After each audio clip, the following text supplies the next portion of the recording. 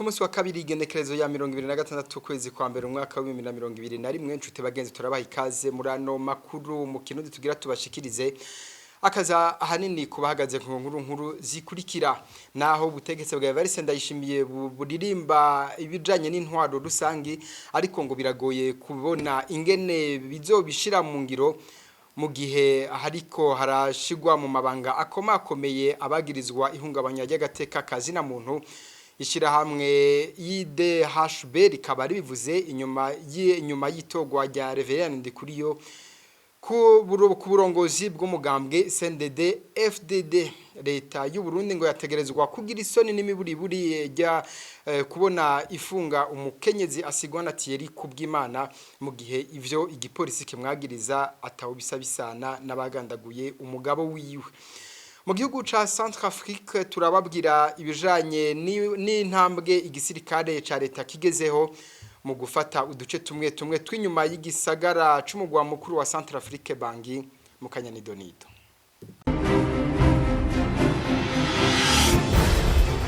Ndasubiye kubaramutsa ngo kubona Reverien Ndikuriyo ariwe yatowe kuba umukuru w'umugambwe CNDD FDD ntawo kwizera ko inzira y'ibiganiro izokwigera ifatwa n'uwo mugambwe bivugwa n'urunani Sefor Arusha rusanzwe rutavuga rumwe n'ubutegetsi bwa CNDD FDD.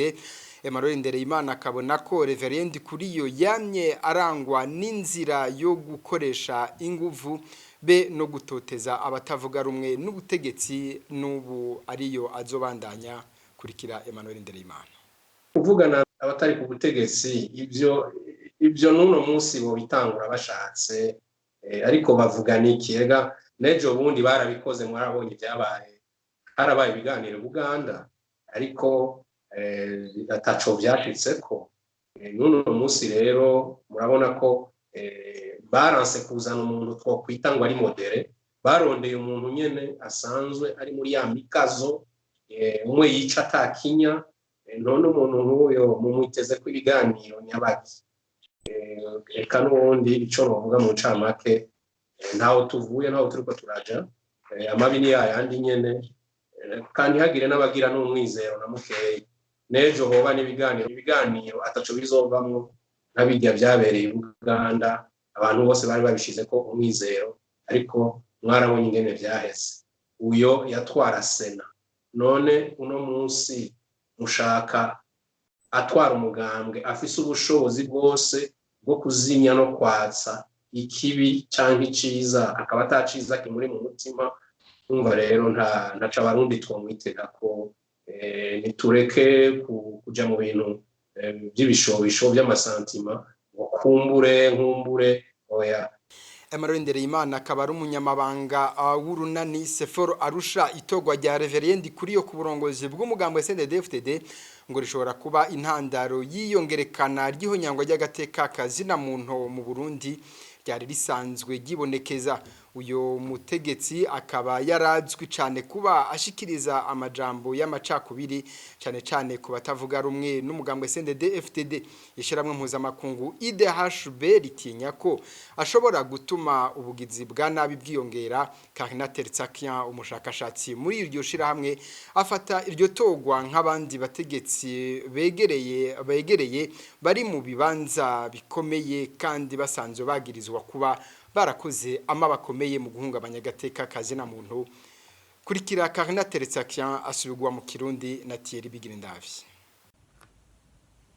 Le nouveau secrétaire général du CNDD-FDD, Reverien Ndikuriyo, umunyamabanga mukuru mushasha w'umugambwe CNDD-FDD, ari mu baterekwa abatavuga rumwe n'ubutegetsi. Ni umuntu muri kahise kavuba igihe ari mukuru w'inama nkenguzamateka yavuze amajambo atihanganira na gato abatavuga rumwe na leta.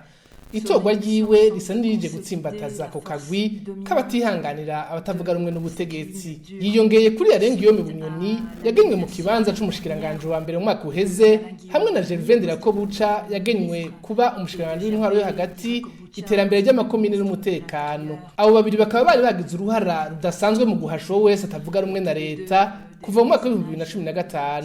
Ubwa mbere ho itorwa rya Reverien Ndikuriyo rituma haba amakenga ko atakigiye guhinduka mu vyerekeye iyubahirizwa ry'agateka na muntu mu Burundi.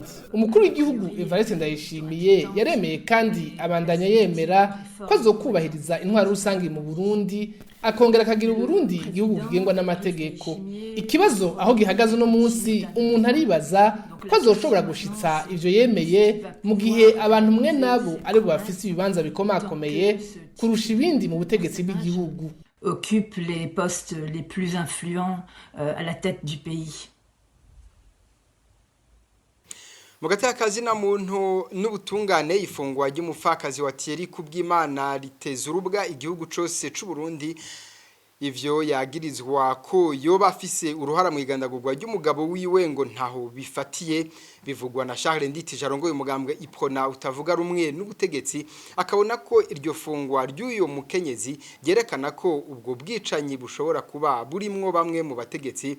Kubwiwe ngo iyo bikaba atari vy'atabategetsi barimwo, ubutungane n'izindi nzego za leta ntibaba taco barashikiriza. Charles Nditije: ni ibintu bibabaje biteye agahinda, nta majambo mfise no bivugamo, kuko bagandaguye umugabo wiwe, bamugandagurira muhira, hanyuma barafata abakozi barabatwara, mu nyuma baravuga yuko babonye karangamuntu ni telefone y'abo bantu bagandaguye umugabo wiwe.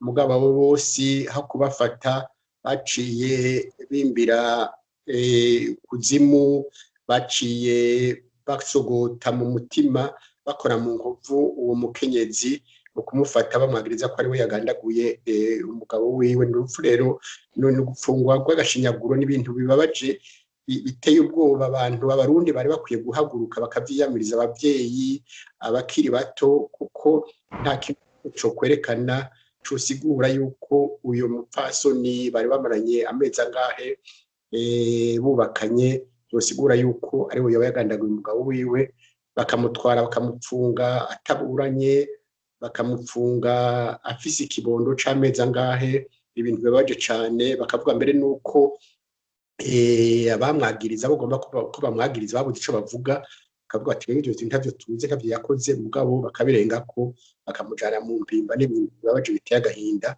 Nico gituma uyo mukuru yavuga yuko agiye kurwanya ibi n'ibi. Umukuru w'igihugu adashobora guhagararira umupfakazi, adashobora gutunganiriza abana bakabata ku ngoyi, n'ibintu bibabaje biteye agahinda. Dukwiye kwiyamiriza twese bahaguruka, isi yose ikavyiyamiriza, bagasaba ko umupfakazi yorekugwa vuba na bwangu, hanyuma ubutungane bugakora, bagafata bajya abantu bamwishe kandi barabazi, kandi biragaragara yuko harimwo ukuboko kw'abategetsi bamwe bamwe. Mu kigabane kw'isoko cuno musi tugaruka kwikoreshwa ry'udusandugu two gutamwo imicafu duherutse gushigwa muri zone ya Mukaza mu gisagara ca Bujumbura. Ikiganiro kw'isoko mu gishikirizwa na Bertrand Ngendakuriyo. Kw'isoko ni ikiganiro mushikirizwa ku minsi yose ya gatandatu, mukagitegurirwa n'urunani rw'amaradiyo Radio Inzamba Agateka Kawe, Radio RPA Ijwi ry'Abanyagihugu na Radio Television Renaissance. Mu kwezi kwa Munyonyo guheze udusandugu tugera kuri 200 two gutamwo umwavu twarashizwe mu bibanza bisanzwe bihuriramwe abantu benshi hagati mu gisagara ca Bujumbura. Uwo mugambi wa commune ya Mukaza waranguwe mu ntumbero yo kugwanya umwanda urangwa mu gisagara ca Bujumbura. Nyuma y'amezi 3 iryo sekeza ryo gukoresha utwo dusandugu two gutamwo umwavu ryoba ryaritabiriwe neza n'abanyagisagara. Inyeshu kuri kino kibazo ni muri kino kiganiro kw'isoko, mukaba mugira mushikirizwe na Joe Bertrand Ngendakuriyo. Kazi na washizeho dusandugu two gutamo umwavu mu bibanza bihuriramwe abantu benshi muri commune ya Mukaza. Imyanda y'ubwoko bwose iracibonekeza ahatari hake. Emile Nibasumba wa Radio RPA Ijwi ry'Abanyagihugu aratubwira uko vyifashe.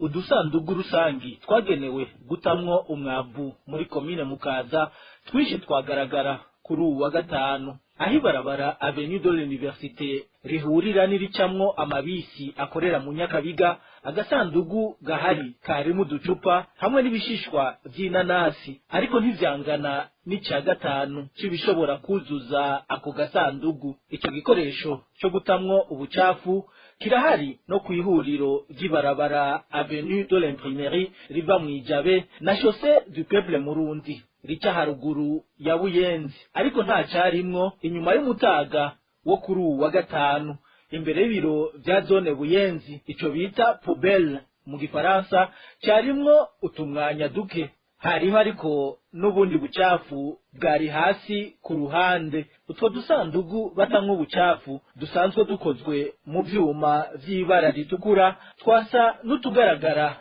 no muri zone Rohero, aho ni nko munsi y'ikigo ca kaminuza bita IPEA, ahitwa Chez Dimitri, ahahoze hitwa Sojemake, iruhande y'ibisigarira vy'isoko nkuru ya Bujumbura, hamwe no ku kibanza citiriwe ukwikukira Place de l'Independance. Ikibonekeza nuko utwo dusandugu twagenewe gutamwo umwavu turi cyane cyane ku mabarabara makuru ya komine Mukaza, kandi ari duke cyane. Ikindi kibonekeza nuko impapuro, ibishishwa vy'imiwi hamwe n'ubundi bucafu usanga vyandagaye hasi. Abanyagihugu hakubita muri utwo dusandugu twabigenewe usanga babitaye hasi ku mabarabara atandukanye. Abanyagihugu baba muri komine ya Mukaza eka n'abasanzwe bagana hagati mu gisagara ca Bujumbura barashima ishigwaho ry'utwo dusandugu two gutamo umwavu, ariko bakanegura kwa kamo batewe ko kudukoresha neza katumviwe. Kurikira bamwe baganiriye na mugenzanje Thierry Bigirindavi wa Television Renaissance. Ugerageje kuraba duheregeye babishiriyeho gushika ubu urabona ko ata kintu kinini cahindutse. Nanazungurutse mu kibanza citiriwe ukwikukira, ubucafu buracibonekeza. Hari naho usanga n'ikirundo c'ubucafu begeranirijeho, ngira ukabona ko bimaze igihe bitarakurwa. No ku mpande zose haracibonekeza isuku rike, usanga ibipapuro biva mu mazu atandukanye yegereye aho hantu, ukabona ko vya bipubere bashiraho kugira ngo bazoje baratamwo ubucafu atabantu biha intumbero yo kuja kubitamwo ubucafu.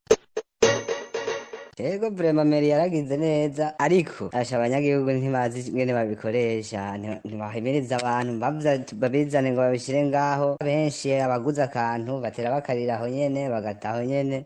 Bisigayeho pubere zozo zikora nyene nabi nibisharizo ku mabisi no mu mudugu usanga bataye ibintu ntibibuka pubere.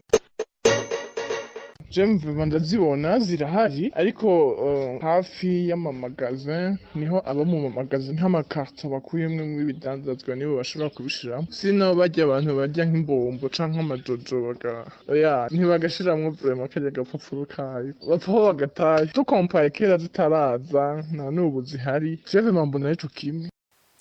Mu kiganiro hayi kinyamakuru Burundi Eko mu ntango za kuno kwezi, Renovation Ndayihebura arongoye komine ya Mukaza yamenyesheje ko mu ntumbero yo gushigikira iryo sekeza, meri ya Bujumbura yatanze amakamyo 3 ajejwe gukura iyo micafu muri utwo dusandugu kabiri mu ndwi. Arongera akamenyesha ko hari n'amashirahamwe y'abakenyezi agira isuku mu gisagara afasha ku munsi gukura umucafu mu mabarabara bawushira muri utwo dusandugu twabigenewe.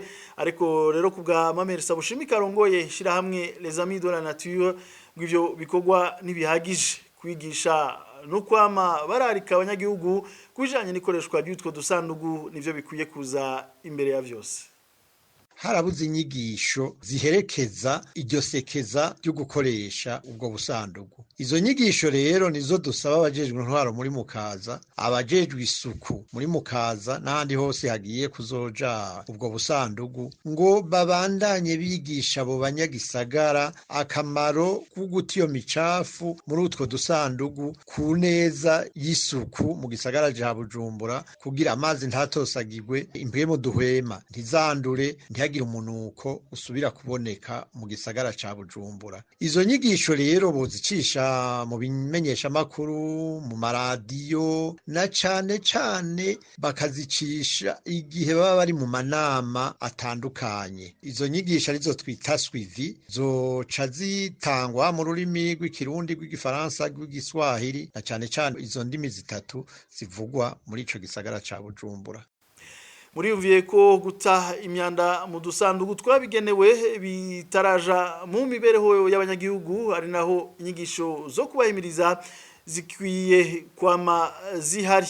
Nano ikiganiro ku isoko cuno munsi kikigarukira Bertrand Ngendakurinje nako ndakibashikiriza naho mu ndwiza mu kindi kiganiro.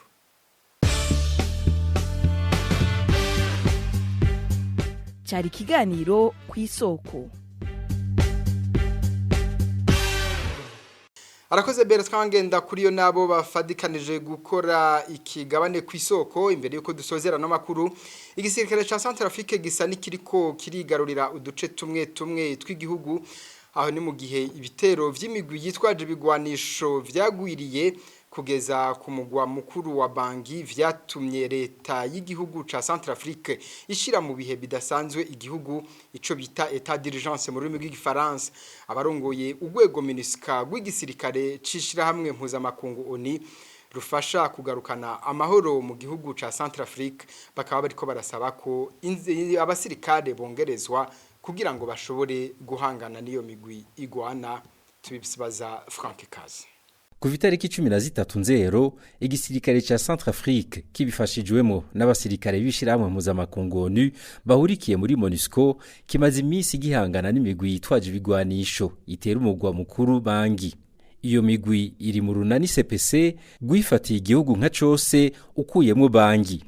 Ariko igisirikare cy'igihugu catangaje ko cigaruriye ku munsi w'Imana igisagara ca Boba cari kimaze ukwezi kurenga mu mino y'abitwaje ibigwanisho, aho ni ku birometero 180 mu bumanuko bushira uburengero bwa Bangi. Ariko kubw'intuma ya ONU aho muri Centrafrique ngo abasirikari ibihumbi 12 ubu bagize MINUSCA ntibakwiye, akaba ari karasaba ko biyongera. Kuri uno musi abagize igisirikare cy'igihugu ca Centrafrique nibarenga ibihumbi 2600. Ivyegeranyo vya ONU bikaba binerekana ko kuva aho ibitero bitanguriye ku mugwa mukuru wa Bangi abatari bake baguma bakivamwo. Leta nayo yashinze ko igihugu kiri mu bihe bidasanzwe kuva ku munsi wa 4 w'indwi heze, ivuga ko ari bwo buryo bwonyene bwo bafasha gufata abo bita basuma n'ababafasha. Itogwa rya Faustin Archange Touadera ryatumye asubira mu mabanga yiwe y'umukuru w'igihugu ryabaye mu bihe bitoroshe. Itariki 18 Nzero niho hatangazwa ko ari we yatsinze amatora, mu gihe imigwi yitwaje ibigwanisho yiganje mu bice bibiri vya gatatu vy'igihugu. Abatavuga rumwe na leta nabo bakaba bahakana ivyavuye mu matora. Ni hano duce tsozera amakuru turiko turabashikiriza, mwakoze mwese mariko muradukurikira naho butaha.